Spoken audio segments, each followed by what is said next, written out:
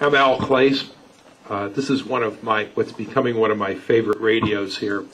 This is an RCA MI 8751 military field radio.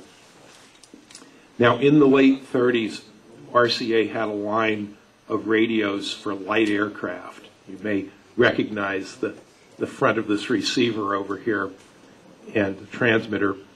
But they made versions of these to be used as field radios. The aircraft receivers had 6-volt tubes in them. This has battery octal tubes.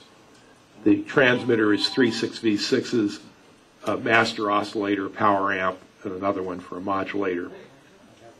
You'll notice that this radio isn't olive drab, it's gray.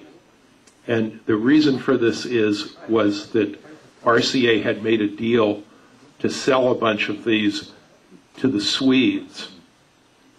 Long about 1940, early 1941, the U.S. Army Signal Corps started to panic because they realized they were going to be in a war and they didn't have any equipment.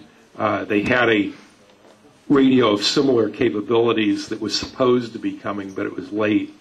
And they got wind of RCA having these radios, so they went and bought a bunch of them. I don't know how many it was. It might have been 400 or 500 radios.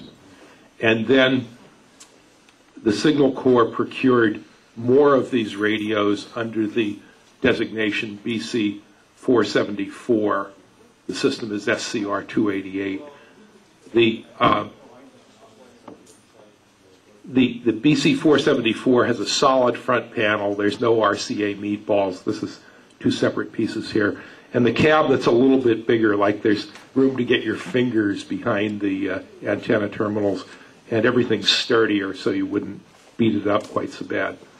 But it's a minimalistic radio, but it's really nice. It was designed to run with a dry battery in here to run the receiver and a hand crank generator to run the transmitter. Antenna was 35 feet of wire out for a counterpoise and 35 feet of wire wherever you could put it for the antenna. That'll give you 15, 20 miles with that kind of an antenna. It works AM or CW. But the antenna tuner in it is quite flexible. You can load almost anything. So a longer antenna than that, you can easily, when things are good, you can work 200-300 miles with this thing, and I've done that. Where's Joe? Did he go? Yeah, he just left. Oh, he just left. Joe, we talked to Joe over in Pennsylvania from the museum with this one. We had the MRCA mini meet down there, and on AM.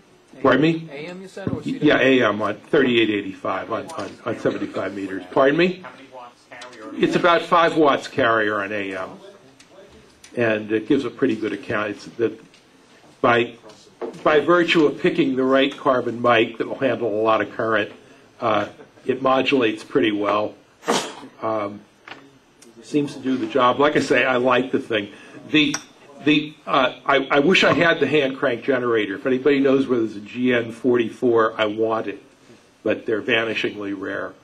I'm not even sure there's any more of these sets in existence. This is the only one I've ever seen. Where'd you get it? Hamfest some years ago, 15 years ago, $2. It cost me considerably more than that for the legs. But what vintage? 1940-ish, just before the war. It's got a 41 contract date on the label. Yeah, something like. So you're right. What kind of a power supply did you use when you were working? I built a supply based on the dynamotor from an FM tank receiver that will run the whole radio on like 12 volts, 4 or 5 amps. Okay. So I was running it on one of Sal's gel cells. Other questions? So anyway, this ended up being designated SCR 288. The SCR 284, the radio they were waiting for, that does sort of the same thing, is kind of a horse designed by a committee.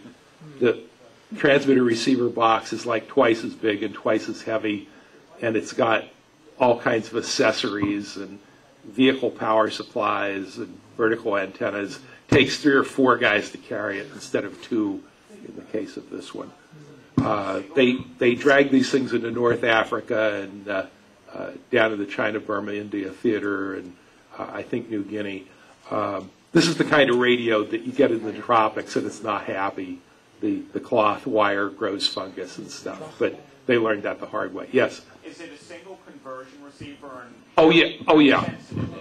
It's pretty sensitive. It's got an RF stage.